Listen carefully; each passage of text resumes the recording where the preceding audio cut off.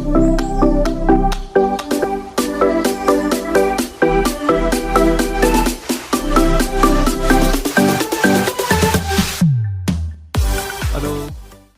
Good afternoon to all of you.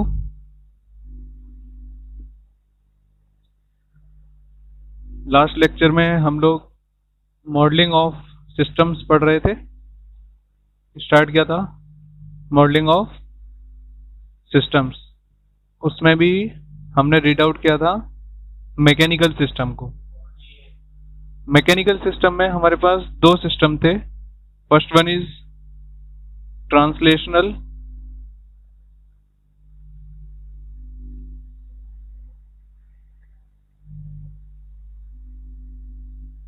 and second one is rotational.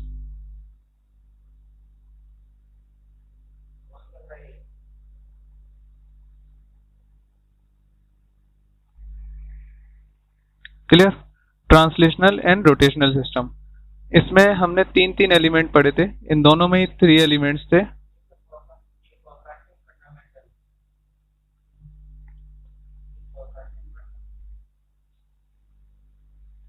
Like mass,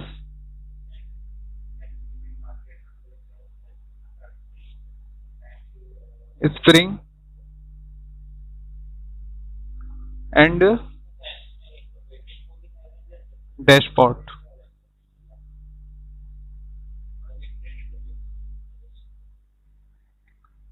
clear? ये थे translational में। और rotational में मास की जगह क्या था? Moment of inertia.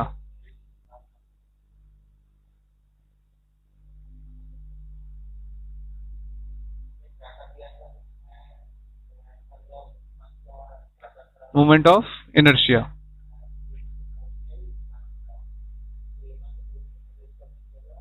तो ये सारी चीजें हमने मैकेनिकल सिस्टम में पढ़ी थी। अब इससे रिलेटेड हमें एक न्यूमेरिकल अटेम्प्ट करना है, फिर आगे हम पढ़ेंगे इलेक्ट्रोमैकेनिकल सिस्टम। ये टाइप्स पढ़ लिए थे। ये ट्रांसलेशनल मैकेनिकल सिस्टम पढ़ लिया था, इसके 3 एलिमेंट पढ़ लिए थे। देन रोटेशनल मैकेनिकल सिस्टम के 3 एलिमेंट्स पढ़ लिए थे। Now we have a question regarding translational mechanical system. Translational mechanical system, आप इमेज में देख रहे हैं कि एक रिजिड वॉल से डैशपॉट, स्प्रिंग एंड मास, ये आपस में एक कनेक्टेड बॉडी बना रहे हैं। ठीक है? इस बॉडी के लिए, इस सिस्टम के लिए हमें क्या कैलकुलेट करना है? ट्रांसफर फंक्शन कैलकुलेट करना है। क्या कैलकुलेट करना है? Transfer function. इसके बारे में भी हम पढ़ेंगे कि ट्रांसफर फंक्शन कैसे कैलकुलेट करते हैं, बट हमें इन एलिमेंट्स के लिए इक्वेशन लिखना आनी चाहिए पहले। तो सबसे पहले बनाते हैं free body diagram.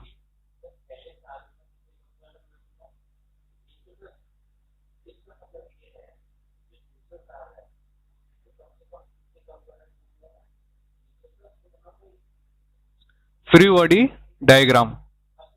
Free body diagram कैसे बनता है? यहां पर हमारी बॉडी कौन सी है? मास। इस मास पर लगने वाले जो फोर्सेस हैं उनको हम यहां शो करेंगे। ठीक है? चलिए देखें, इस मास को हमने एक फोर्स अप्लाई किया इस मास पर, that is F, capital F. ये हमने अप्लाइड फोर्स है। इस फोर्स की वजह से डिस्प्लेसमेंट कितना हुआ है? Small x. जब ये मास डाउनवर्ड मूव करेगा तो ये जो टेम्पर है उसकी क्या टेंडेंसी होगी कि ये इस मास को अपनी ओर खींचेगा। इस बॉडी पर जो फोर्स लगाएगा वो अपवर्ड डायरेक्शन में लगाएगा, that is F B. Clear? Similarly जो स्प्रिंग है वो भी इस बॉडी को अपनी ओर अट्रैक्ट करेगी, या कह सकते हैं अपनी ओर खींचेगी। वो फोर्स लगाएगी, that is F K. Clear? और जो मास में मूवमेंट हो रहा है, जो एक्सीलरेशन जनरेट हो रहा है, उसकी वजह से जो इसके अपोजिंग फोर्स आएगा वो होगा एफ एम। क्लियर? तो 3 फोर्स अपवर्ड डायरेक्शन में और सिंगल फोर्स जो अप्लाइड फोर्स है वो क्या है? डाउनवर्ड डायरेक्शन में। Clear? In the equilibrium condition में हम फ्री बॉडी डायग्राम बनाते हैं। इक्विलिब्रियम कंडीशन में ये है कि ये तीनों, ये जो बॉडी है ना, इसने मूव करना बंद कर दिया, ना तो ये ऊपर की तरफ जा रही है, ना ये डाउनवर्ड जा रही है, ना अपवर्ड डायरेक्शन में जा रही है। ऐसा किस केस में होता है? देखिए इस बॉडी पे फोर्सेस देखिए, अपवर्ड डायरेक्शन में F B due to dashpot, upward direction में F K due to spring, and in upward direction Fm due to mass acceleration, and capital F is applied force। तो इस body पर, इस मास पर 4 force काम कर रहे हैं, ठीक है, 3 अपवर्ड डायरेक्शन में और 1 डाउनवर्ड डायरेक्शन में। इक्विलिब्रियम कंडीशन में क्या होगा? अपवर्ड डायरेक्शन फोर्स किसके, sum of upward direction force equals to sum of downward direction force. Clear? तो हमारे पास इक्वेशन आ जाएगी F equals to Fm plus F B plus F K. Clear? Mass force को हमने डिफाइन कैसे किया था? M D X D square X D T square, ये मास फोर्स था जो उसमें एक्सेलरेशन की वजह से आ रहा था। ये चीज क्या है? एक्सेलरेशन है, that is a angular translational acceleration, linear acceleration, और एफ बी डैशपॉट की वजह से B D X Y D T, ये हम कह सकते हैं ये क्या है? वेलोसिटी। क्लियर? और स्प्रिंग की वजह से क्या था? के एक्स। तो ये तीनों फोर्स हमने एलिमेंट के टाइम पे कैलकुलेट किए थे कि अगर ये एलिमेंट्स लगे तो उन पे उनकी वजह से कौन कौन से फोर्स अप्लाई होते हैं, ठीक है। और नेट इक्वल फोर्स किसके हो जाएगा? Capital F K. तो यानी apply force equals to reacting force, जो रिएक्ट कर रहे हैं उस फोर्स के अपोज में, उसको अपोज कर रहे हैं, ठीक है। ये हमारे पास एक कंप्लीट इक्वेशन आ गई। अब हमारा वर्क क्या है? फर्दर ट्रांसफर फंक्शन कैलकुलेट करना। ट्रांसफर फंक्शन कैसे कैलकुलेट करेंगे पहले समझते हैं। ट्रांसफर फंक्शन है क्या?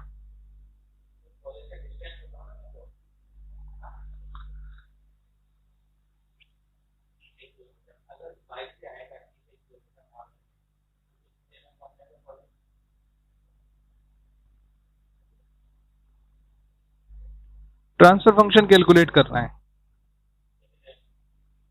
ट्रांसफर फंक्शन को कैसे लिखेंगे? Laplace transform of output upon Laplace transform of input. तो ये ट्रांसफर फंक्शन क्या है? एक रिलेशन है। ट्रांसफर फंक्शन क्या है? एक रिलेशन है, किसमें? आउटपुट और इनपुट में। लेकिन हम किस फॉर्म में निकाल रहे हैं? लाप्लास ट्रांसफॉर्म में। लाप्लास ट्रांसफॉर्म क्या है?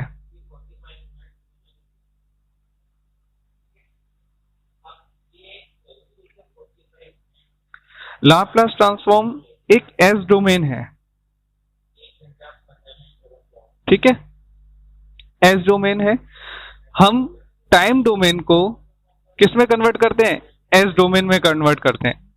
बाय यूजिंग लाप्लास ट्रांसफॉर्म हम टाइम डोमेन को एस डोमेन में कन्वर्ट करते हैं। क्लियर? एस डोमेन में क्या होता है? एक रियल वैल्यू होती है और एक इमेजिनरी वैल्यू होती है। इसको एक्सिस के रियल एक्सिस और इमेजिनरी एक्सिस पे शो करते हैं। Clear? Suppose we have a function X of T, it means X क्या है? टाइम डोमेन में है। इसको अगर हम एस डोमेन में कन्वर्ट करें, यानी इसका लाप्लास ट्रांसफॉर्म निकालें, तो क्या होगा? Capital x of x. ये नोटेशन है, ठीक है। टाइम डोमेन के एक्स को हमने एस डोमेन के एक्स में कन्वर्ट किया, तो इस तरीके से डिनोट करेंगे। सपोज अगर हमारे पास small v that is velocity होती टाइम डोमेन की, उसको लाप्लास में कन्वर्ट करते तो क्या लिखते हैं? Capital V S. ये नोटेशन हो गया कि अगर टाइम डोमेन में है तो हम स्मॉल लेटर यूज करेंगे और लाप्लास ट्रांसफॉर्म में है तो हम कैपिटल लेटर यूज करेंगे। लेकिन सपोज अगर इसका डेरिवेटिव होता, डेरिवेटिव क्या होता? D of D T of x of T. इसका लाप्लास कैसे कैलकुलेट करेंगे? इसका लाप्लास कैसे कैलकुलेट करेंगे? हमारे रिक्वायरमेंट के अकॉर्डिंग हमें जितना समझना है मैं उतना बता रहा हूं कि हमारे सिलेबस के अकॉर्डिंग क्या है। हम डायरेक्ट इसको समझेंगे कि अगर डेरिवेटिव है तो s into x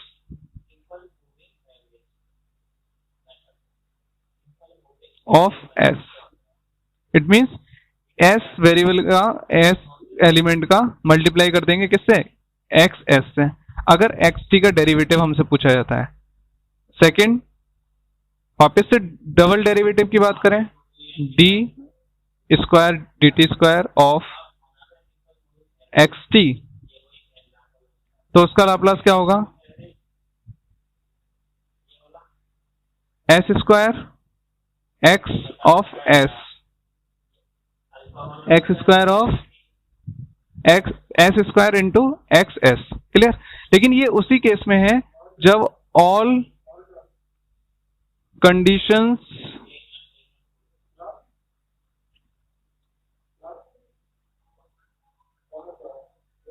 all initial conditions are 0। ये उसी केस में एप्लीकेबल है जब सारी इनिशियल कंडीशन 0 होती हैं। अगर इनिशियल कंडीशन 0 नहीं होती, यहां पर एक टर्म और आता है, that is x of x 0। ठीक है, ये टर्म और आता है, लेकिन हमारे जो रिक्वायरमेंट है वो, उसमें हम इनिशियल कंडीशंस को क्या है, 0 मानते हैं। तो इसको हम क्या कर देंगे, 0 पुट करके सॉल्व करेंगे।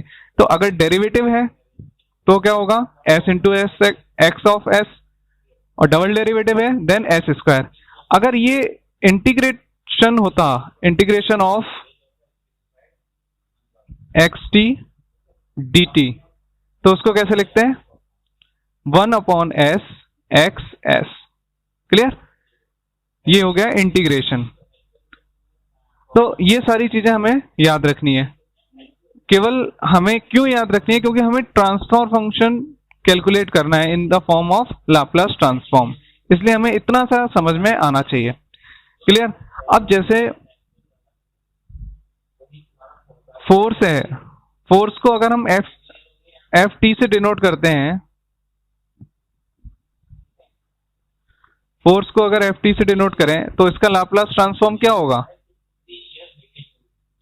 Capital F S. इस तरीके से शो कर देंगे, सिंपल है। चलिए अब वापस चलते हैं।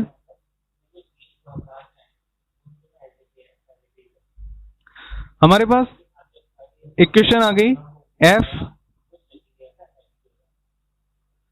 M D square X upon D T square plus B D X by D T plus K X. Clear. अब हम क्या करते हैं, taking Laplace, taking Laplace.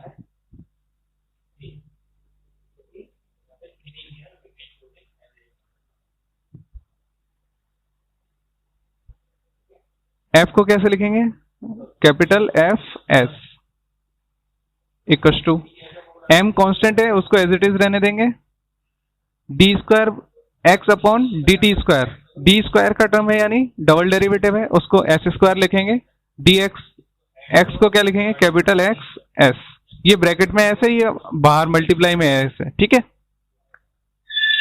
Plus be constant है, D X by D T single derivative है, S से multiply करेंगे, and x S plus के कांस्टेंट है, और एक्स को क्या लिखेंगे, एक्स एस। क्लियर। इस सिस्टम में हमारे पास इनपुट क्या था, फोर्स, और आउटपुट क्या है, डिस्प्लेसमेंट। तो हमें रिलेशन क्या चाहिए, आउटपुट अपॉन इनपुट।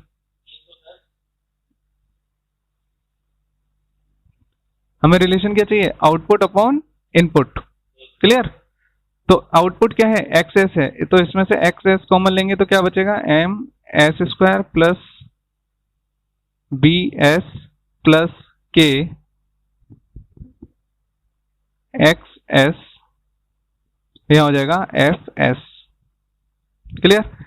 हमें कैलकुलेट करना है X S upon F S equal to, देखिए एक्स एस ये है, एफ एस को डाउनवर्ड में लेके आएंगे तो ये वैल्यू डाउनवर्ड में आ जाएगी, that is M S square plus B S plus K. ये हमारा क्या हो जाएगा, transfer function of this system. Clear. Calculate करना था transfer function in the form of Laplace transform output upon input ratio. ठीक है, आउटपुट क्या है हमारा एक्सेस है, क्योंकि इनपुट हमने एफ दिया था, हमने एक्स इनपुट नहीं दिया, हमने डिस्प्लेसमेंट इनपुट नहीं दिया, हमने फोर्स इनपुट दिया है। तो आउटपुट अपॉन इनपुट यानी फोर्स, आउटपुट क्या है एक्सेस है दैट इज डिस्प्लेसमेंट, और एफ क्या है अप्लाइड फोर्स है यानी इनपुट। क्लियर। तो हमारे पास ट्रांसलेशनल मैकेनिकल सिस्टम का एक एग्जाम्पल आ गया, एक क्वेश्चन आ गया। ठीक है, अगर ये वैल्यूज आपको गिवन होती हैं तो हम यहाँ वैल्यूज पुट कर देते हैं। ठीक है, और इसको फर्दर जब सॉल्व करना होता है तो क्या होता है, इसको सॉल्व करने के लिए हम क्या करते हैं, इनवर्स लाप्लास ट्रांसफॉर्म करते हैं, इनवर्स लाप्लास ट्रांसफॉर्म। ठीक है, ये होता है इनवर्स लाप्लास ट्रांसफॉर्म, लेकिन आपको अभी समझने के लिए यहां तक करना है। ये ट्रांसलेशनल मैकेनिकल सिस्टम कंप्लीट हो गया। नेक्स्ट मूव करते हैं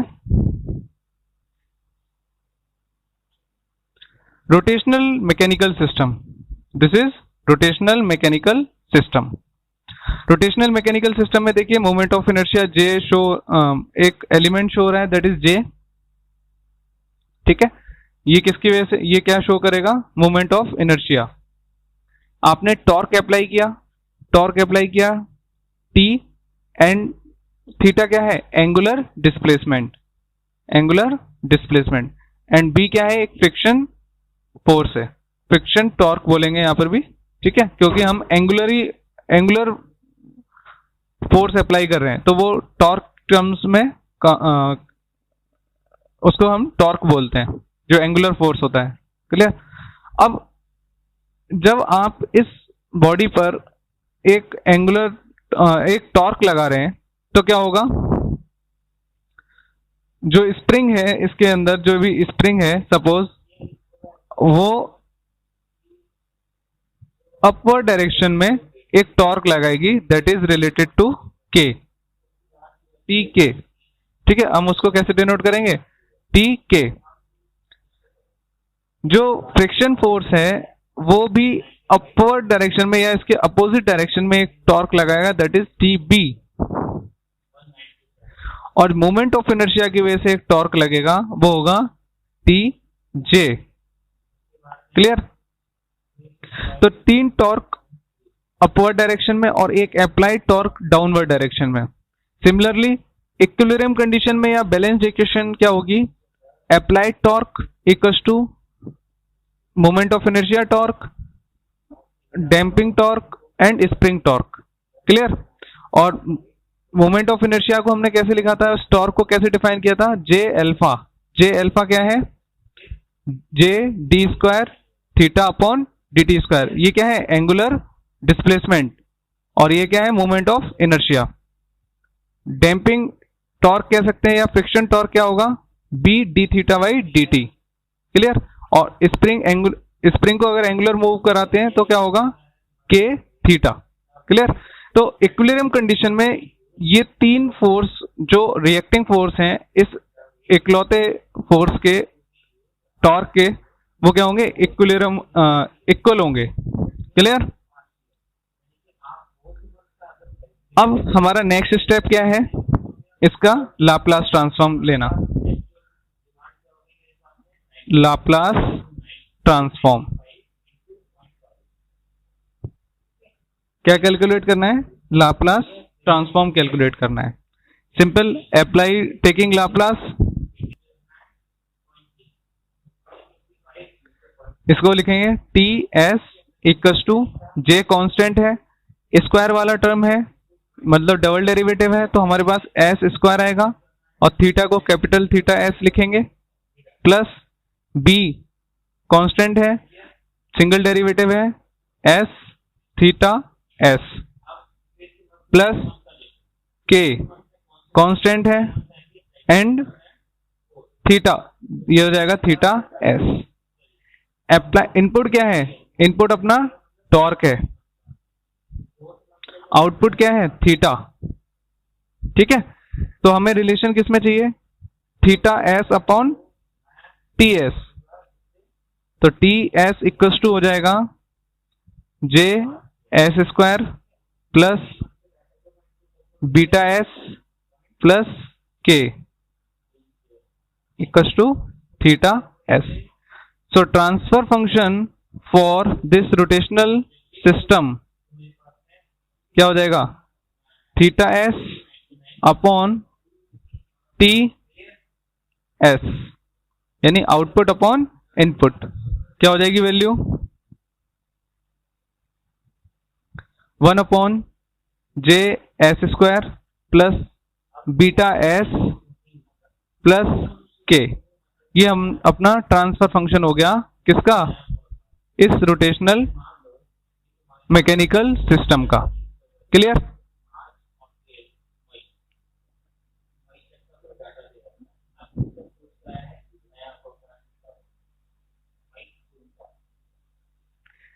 ट्रांसलेशनल में एक टेबल बनी हुई थी ये वाली, जिसमें ट्रांसलेशनल मैकेनिकल सिस्टम को हम किस में कन्वर्ट कर रहे हैं? इलेक्ट्रिकल सिस्टम में कन्वर्ट कर रहे हैं. तो जो ट्रांसलेशनल मैकेनिकल सिस्टम में फोर्स अप्लाई होता है वो किसके बराबर होगा? वोल्टेज के एनालॉगी होगा. ठीक है. मास को किसके एनालॉगी माना गया है? इंडक्टेंस के एनालॉगी माना गया है. ये भी ध्यान रखना, ये हम इंडक्टेंस जब आगे हाइड्रोलिक सिस्टम पढ़ेंगे तो देखना, जब मास वाला टर्म यूज होगा तब हम उसको इंडक्टेंस कंसीडर करेंगे. क्लियर? फ्रिक्शनल कोफिशिएंट को माना गया है रेजिस्टेंस के इक्वल, आर के इक्वल. स्प्रिंग कांस्टेंट को माना गया है reciprocal of capacitance. Similarly displacement को चार्ज और वेलोसिटी को करंट. क्योंकि देखो जब चार्ज मूव होता है, चार्ज ही तो डिस्प्लेस होता है, तो उसको डिस्प्लेसमेंट के एनालॉग माना गया है ना. तो आप इसको रिलेट कर सकते हैं. करंट फ्लो करता है, फ्लो किस में आएगा? वेलोसिटी में आएगा. ठीक है. इस तरीके से रिलेट करके याद कर सकते हैं. सिस्टम को फोर्स कौन देता है? एक इलेक्ट्रोमोटिव फोर्स कौन देता है? एक वोल्टेज बैटरी देती है, तो उसको फोर्स से डिनोट करेंगे. इस तरीके से रिलेट करके आप इसको रिमाइंड कर सकते हैं ना. मास क्या है? इंडक्टेंस है. फ्रिक्शन कोफिशिएंट क्या है? फ्रिक्शन कोफिशिएंट बीटा, तो वहां पर क्या हो जाएगा? रेजिस्टेंस हो जाएगा. ठीक है. ये एक एनालॉजी है किसका? ट्रांसलेशनल मैकेनिकल सिस्टम का इलेक्ट्रिकल सिस्टम के साथ. क्लियर?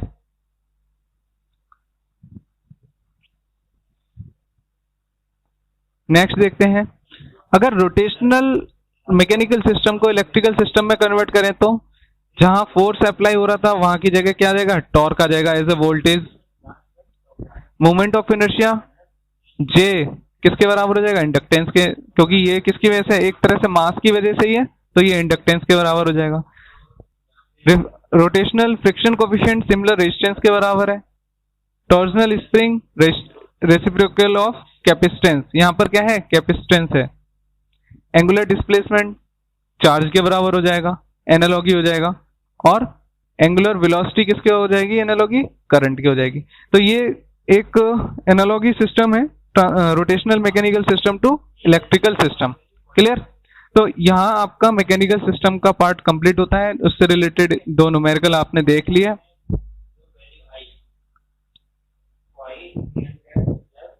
नेक्स्ट टॉपिक है अपना इलेक्ट्रोमैकेनिकल सिस्टम.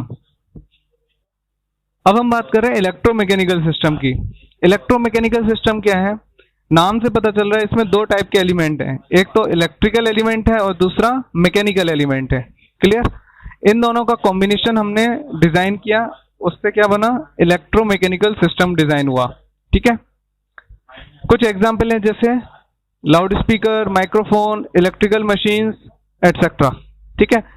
आपने देखा होगा जनरेटर. जनरेटर क्या होता है? मैकेनिकल एनर्जी को इलेक्ट्रिकल एनर्जी में कन्वर्ट करता है. मोटर क्या करती है? इलेक्ट्रिकल एनर्जी को मैकेनिकल एनर्जी में कन्वर्ट करती है.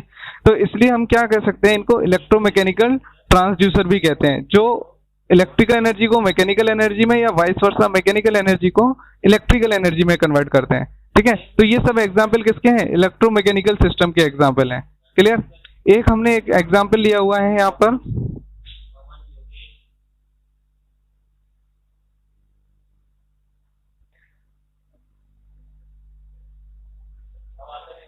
डायग्राम में ये शो हो रहा है. देखिए अभी हमने मैकेनिकल सिस्टम पढ़ा था, ये मैकेनिकल सिस्टम है. ठीक है. और इधर जो है अपने पास इलेक्ट्रिकल सिस्टम है. तो इलेक्ट्रोमैकेनिकल सिस्टम का एक डायग्राम है, इसमें एक डिवाइस हमने यूज की है दैट इज सोलेनॉइड। सोलेनॉइड क्या कर रहा है, इसको जब एक्साइट किया जाता है, जब इसको चार्ज किया जाता है या हम इसको सप्लाई प्रोवाइड कराते हैं, एनर्जाइज कराते हैं, तो ये फोर्स एक्सर्ट करता है, इस डायरेक्शन में ये फोर्स एक्सर्ट कर रहा है और ये फोर्स जो है इस मास को डिस्प्लेस करा रहा है दैट इज एक्स। तो मुझे ये रिलेशन यहां से कैलकुलेट करना है, कहां से, इलेक्ट्रिकल सिस्टम से, इलेक्ट्रिकल सिस्टम से एंड तक हमें ये रिलेशन कैलकुलेट करना है। तो पहले तो हम इलेक्ट्रिकल सिस्टम के लिए कैलकुलेट करेंगे, देन उसका रिलेशन हम किसके साथ देखेंगे, इस सोलेनॉइड के साथ देखेंगे, और फिर उसका रिलेशन किसके साथ देखेंगे, इस मैकेनिकल सिस्टम के साथ देखेंगे। देखिए सबसे पहले हम क्या करते हैं, केवीएल अप्लाई करते हैं इस लूप में।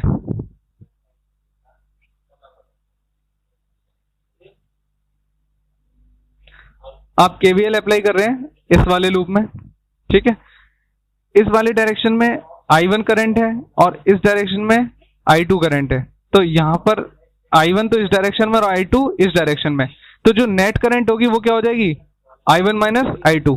क्लियर, नेट करंट क्या हो जाएगी, I1 माइनस I2, क्योंकि हम इस डायरेक्शन के लिए देख रहे हैं।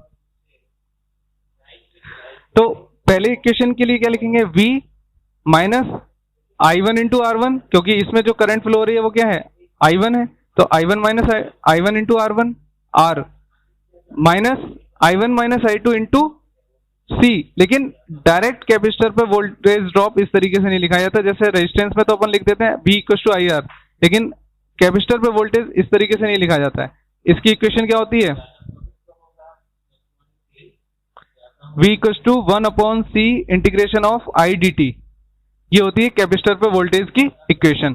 तो आप देखो 1/C है और नेट करंट क्या है, I1 माइनस I2, ठीक है, और I dt ये वाला टर्म आ गया, तो कैपेसिटर पे वोल्टेज ड्रॉप लिख दिया। सिमिलरली जब हम इस वाले सेकंड लूप में कंसीडर करेंगे तो सेकंड लूप में भी क्या है, कैपेसिटर है ही, I1 minus I2 dt, inductor पर वोल्टेज ड्रॉप क्या होता है, L diy dt। तो कैपेसिटर वाला तो वोल्टेज इंटीग्रेशन फॉर्म में होता है और इंडक्टर वाला वोल्टेज डिफरेंशियल फॉर्म में होता है, तो VL equal to L diy dt। Clear, तो ये इक्वेशन हमने लिख दी इसमें सेकंड उसके लिए। लेकिन हमने एक EB डिनोट किया है, EB क्या है, ये है बैक EMF, बैक EMF, ठीक है, back EMF of the coil as the current carrying conductor placed in the magnetic field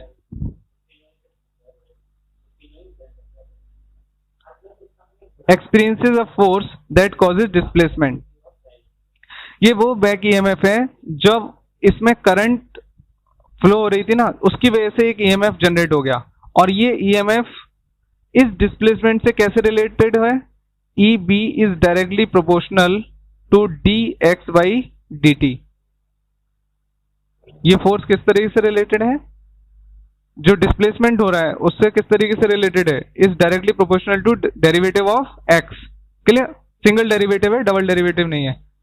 तो ये तो है EB का रिलेशन किसके साथ, x के साथ। अब जो फोर्स जनरेट हुआ उसका रिलेशन हम इस करंट के साथ देखेंगे, जो करंट इस कॉइल में फ्लो हो रही है। जो एक्सर्टेड फोर्स है दैट इज F, वो क्या है, अपवर्ड डायरेक्शन में वर्क कर रहा है, और उसकी वजह से क्या है, डिस्प्लेसमेंट उस पूरे मैकेनिकल सिस्टम को मिल रहा है। तो जो फोर्स जनरेट हुआ वो किसकी वजह से जनरेट हुआ, जो कॉइल में करंट फ्लो हो रहा था, तो वो किस तरीके से रिलेटेड है, एक्स है वो डिफरेंट है, ठीक है ना, स्प्रिंग कांस्टेंट से डिफरेंट है, F इक्वल टू KI2। और बाद में जो सिस्टम बचा वो मैकेनिकल सिस्टम है। तो मैकेनिकल सिस्टम में जो फोर्स है उसकी इक्वेशन हम अभी डिराइव कर आए हैं, that is F equal to m dx square upon dt square plus b dx/dt plus kx। क्लियर, इस तरीके से हम सबको एक दूसरे से कनेक्ट करके क्या कैलकुलेट कर लेंगे, ट्रांसफर फंक्शन कैलकुलेट कर लेंगे। क्लियर, ट्रांसफर फंक्शन कैलकुलेट कर लेंगे फॉर इलेक्ट्रो मैकेनिकल सिस्टम। पहले हमने इलेक्ट्रिकल सर्किट को सॉल्व किया, फिर हमने मैकेनिकल सिस्टम को सॉल्व किया। क्लियर? तो इन दोनों की स्टडी, कंबाइंड स्टडी क्या है अपना, इलेक्ट्रोमैकेनिकल सिस्टम है। और इन दोनों की इक्वेशन को रिलेट करके हम क्या कैलकुलेट करेंगे, इस सिस्टम का ट्रांसफर फंक्शन कैलकुलेट करेंगे। तो ये एक बेसिक इंट्रोडक्शन था किसका, इलेक्ट्रोमैकेनिकल सिस्टम का। इसमें आप मोटर का एग्जाम्पल भी ले सकते हैं, जैसे हमने सोलेनोइड का लिया है, आप मोटर का भी एग्जाम्पल ले सकते हैं कि एक मोटर कनेक्टेड है शाफ्ट से, कोई और मैकेनिकल सिस्टम कनेक्टेड है, तो वहां पर भी यही इक्वेशंस आएंगी अगर ये एलिमेंट उसमें अवेलेबल हैं तो। ठीक है, तो ये एक जनरल इक्वेशंस होती हैं, एलिमेंट के अकॉर्डिंग ये लिखी जाती है। अगर मान लीजिए उसमें स्प्रिंग नहीं है तो ये वाला टर्म हट जाएगा, अगर डैशपॉट नहीं है तो ये टर्म हट जाएगा। बाकी फर्दर हम इसमें फ्लूइड सिस्टम पढ़ेंगे जिसमें हमें वापस से ट्रांसफर फंक्शन कैलकुलेट करना है।